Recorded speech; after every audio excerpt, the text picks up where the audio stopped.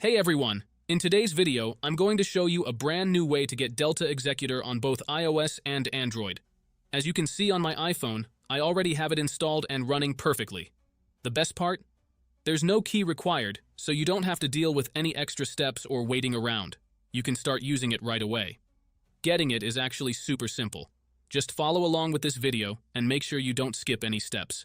If you do everything I show you, by the end of this tutorial, you'll have Delta Executor up and running on your own device. Alright, let's jump straight into it. Before we start, there are a couple of quick settings you need to change. This part is only for iOS users. If you're on Android, you can skip ahead to the next step. First, open your settings, go to General, and make sure background app refresh is turned on, either for Wi-Fi or for both Wi-Fi and mobile data. This helps the app run smoothly in the background. Next, go into battery settings and turn off low power mode. Low power mode can slow things down, and we definitely don't want that. Once those settings are done, you're ready to continue.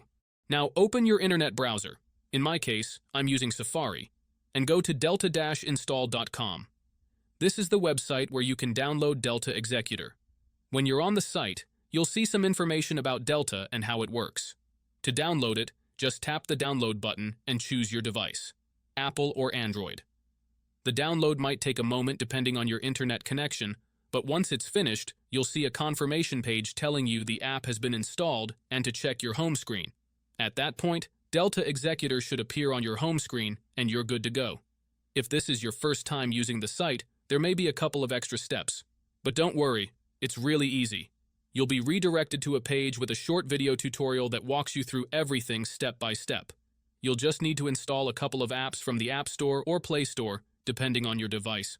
These apps are safe and secure, so there's nothing to worry about. Just follow the instructions and you'll be done in no time. And that's it. If this video helped you out, make sure to leave a comment, drop a like, and subscribe for more tutorials like this.